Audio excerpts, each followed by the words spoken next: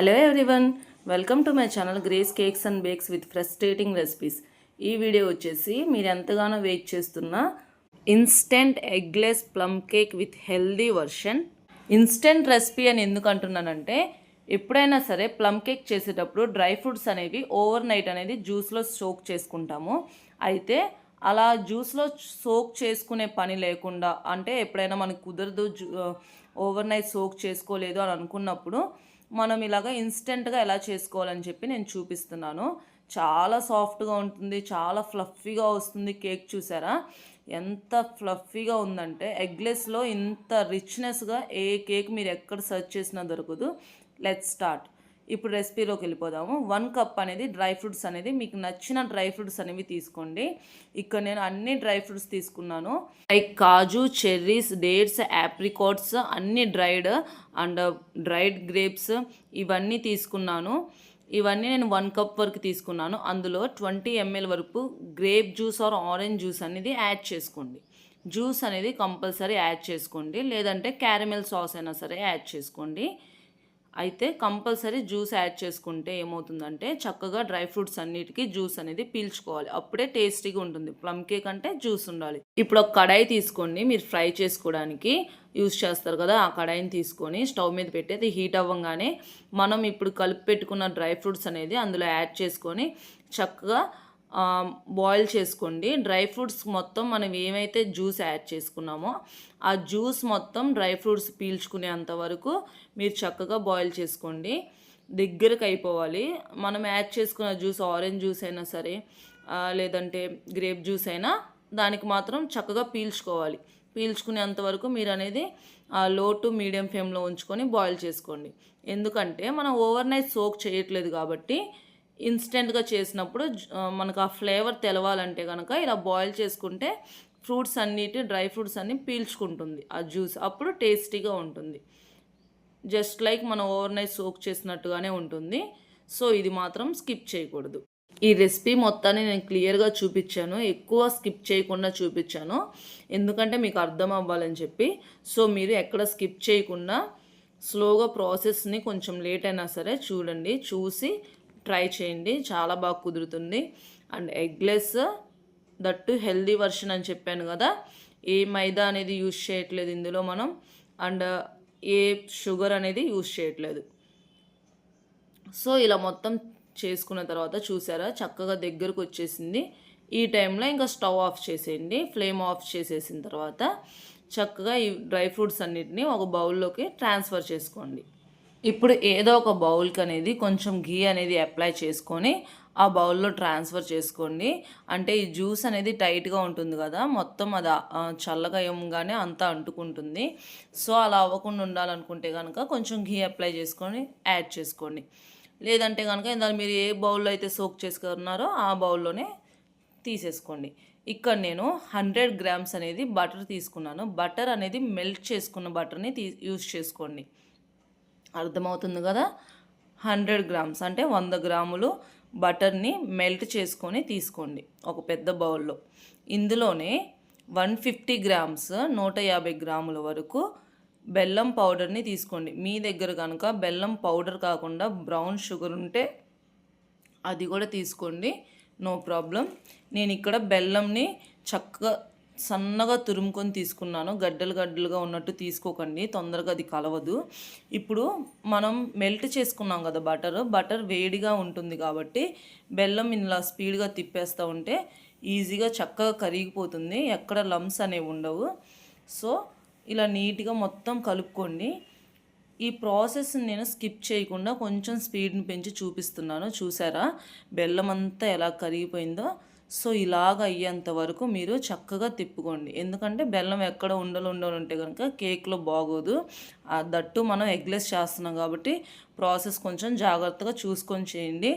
Measurements అనేది compulsory. ఇక్కడ నేను మెజరింగ్ కప్స్ కాదు యూజ్ చేసేది, వెయిట్ యూజ్ చేస్తున్నాను. సో మెజర్మెంట్స్ అనేది కంపల్సరీ చూసుకొని యాడ్ చేసుకోవాలి, అప్పుడే కేక్ పర్ఫెక్ట్గా వస్తుంది ఎగ్లెస్కి అయితే కనుక.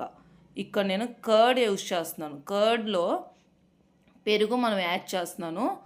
110 గ్రాముల వరకు పెరుగుని యాడ్ చేస్తున్నాను. పెరుగు అనేది ఖచ్చితంగా థిక్గా ఉండాలి, గట్టిగా ఉండాలి. పెరుగులో మళ్ళీ వాటర్ యాడ్ చేయకూడదు. అంటే మనం ఇంట్లో యూజ్ చేసే పెరుగుకి వాటర్ వస్తుంది కదా, అలా వాటర్ రాకుండా జల్లిచ్చేసి ఒక క్లాత్లో గట్టి పెరుగుని తీసుకోండి. అప్పుడు మీకు పర్ఫెక్ట్గా ఎగ్లెస్ అనేది వస్తుంది. ఇదే బెస్ట్ టిప్ అండి. ఎగ్ ప్లేస్లో మనం కర్డ్ని యాడ్ చేస్తాం ఎగ్లెస్కి. కర్డ్ని యాడ్ చేసేటప్పుడు కర్డ్ అనేది వాటరీగా తీసుకోకూడదు. ఎలా తీసుకోవాలి? థిక్గా తీసుకోవాలి. అప్పుడు మీకు ఎగ్లెస్ అనేది పర్ఫెక్ట్గా వస్తుంది. సో ఇలా యాడ్ చేసుకున్న తర్వాత పెరుగు కూడా మొత్తం కలిసేటట్టుగా కలుపుకోండి. ఇప్పుడు మిల్క్ అనేది నేను 1 కప్ మిల్క్ దాకా తీసుకున్నాను. అంటే 220 ml మిల్క్ దాకా తీసుకున్నాను. అంటే ఆ మిల్క్లో కొంచెం అనేది యాడ్ చేసుకున్నాను. కొంచెం యాడ్ చేసుకొని కలుపుకున్నాను. ఇప్పుడు డ్రై ఇంగ్రీడియంట్స్ తీసుకోండి. ఇప్పుడు నేను ఇక్కడ గోధుమ పిండిని తీసుకుంటున్నాను. ఒక జల్లెడ తీసుకొని ఆ జల్లెడలో 220 గ్రాముల వరకు గోధుమ పిండి అనేది యాడ్ చేసుకోండి. 220 గ్రామ్స్ అనేది వీట్ ఫ్లోర్ని యాడ్ చేసుకోండి.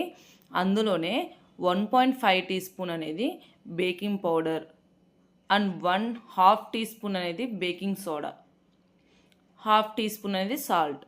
మళ్ళీ చెప్తున్నాను, 1.5 teaspoon baking powder, 1/2 teaspoon అనేది బేకింగ్ సోడా, 1/2 టీ స్పూన్ అనేది సాల్ట్ యాడ్ చేసుకోండి. ఎగ్లెస్కి మనం సాల్ట్ అనేది యాడ్ చేస్తాము. సాల్ట్ అనేది యాడ్ చేస్తే కేక్ అనేది కొంచెం టేస్ట్ బాగుంటుంది.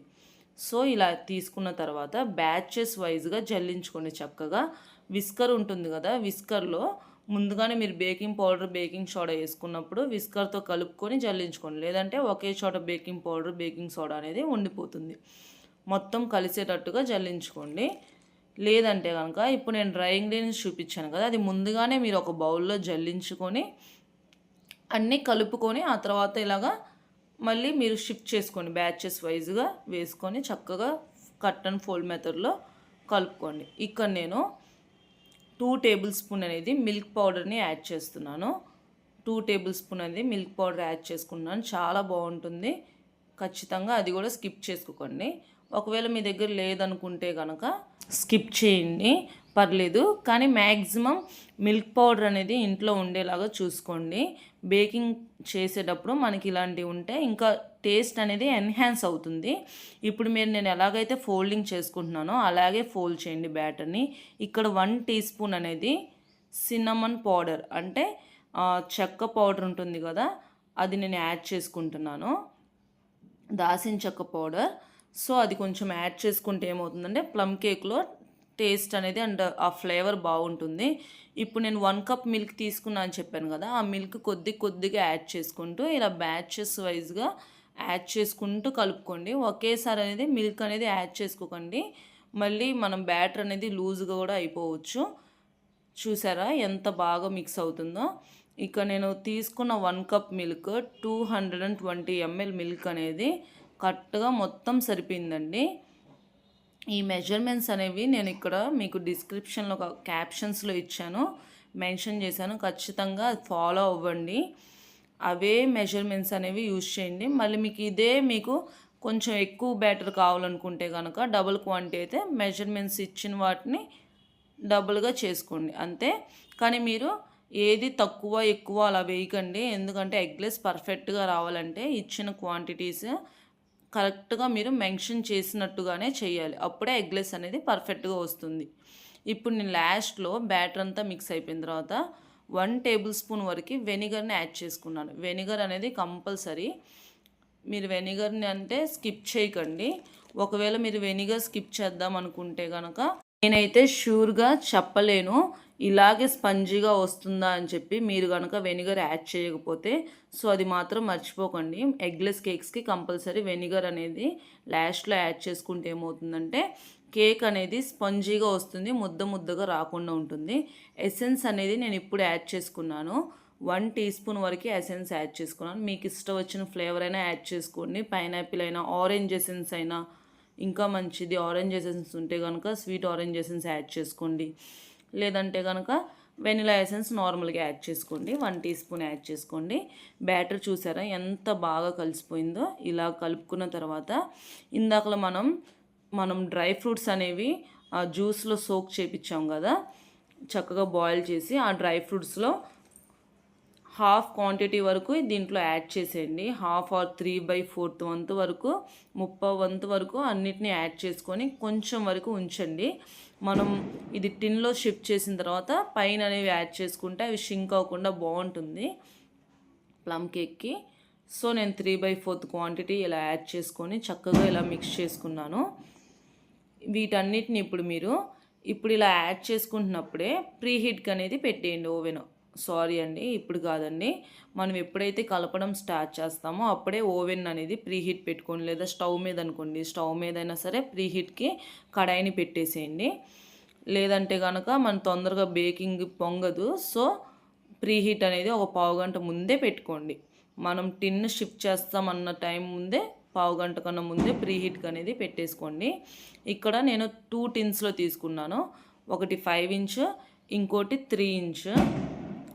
3 ఇంచ్ అనేది హైటెడ్ టిన్, 5 ఇంచ్ అనేది హైటెడ్ కాదు, 2 ఇంచ్ హైట్. సో రెండిట్లో నేను షిఫ్ట్ చేసుకున్నాను బ్యాటర్ని ఒకే దాంట్లో. ఎందుకని చెప్పి మీకు చూపిస్తాను. ఎంత ఫ్లఫీగా పొంగుతుందంటే చాలా బాగుంటుంది. అండ్ టేస్ట్ వైజ్కి వస్తే కనుక ఎక్సలెంట్గా ఉంది, చాలా బాగుంది. ఎగ్ కన్నా ఎగ్లెస్ ఇంత టేస్టీగా ఉందా అని అనుకుంటారు. చాలా టేస్టీగా ఉంటుంది. సో ఖచ్చితంగా ట్రై చేయండి. ఇలా మీరు బ్యాటర్స్ టిన్లో షిఫ్ట్ చేసుకున్న తర్వాత చక్కగా ఇలాగా ట్యాప్ చేసుకోండి. ట్యాప్ చేసుకున్న తర్వాత మనం ఇంకా రిమైనింగ్ ఉంది కదా డ్రై ఫ్రూట్స్, అవి ఇలాగా కేక్ పైన అనేది గార్నిష్ చేసుకున్నట్టు పెట్టుకోండి. ఇప్పుడు 160 డిగ్రీస్ దగ్గర ఓవెన్ని టెంపరేచర్లో పెట్టేసి మీరు 1 అవర్ నుంచి 1 అవర్ 30 మినిట్స్ దాకా పడుతుంది. స్లోగా బేక్ చేసుకోండి. నాకు ఇక్కడ 1 అవర్ 25 మినిట్స్ అలా పట్టింది. స్లోగా బేక్ చేసుకుంటే ఎంత బాగా చూడండి, ఎంత సాఫ్ట్గా, ఎంత క్రంచీగా. ఫ్రై లేయర్ అయితే చాలా క్రంచీగా వచ్చింది. అసలు స్పంజీనెస్ చూస్తే మీరు ఇది ఎగ్లెస్ కేకా అని అంటారా, అంత బాగుంది.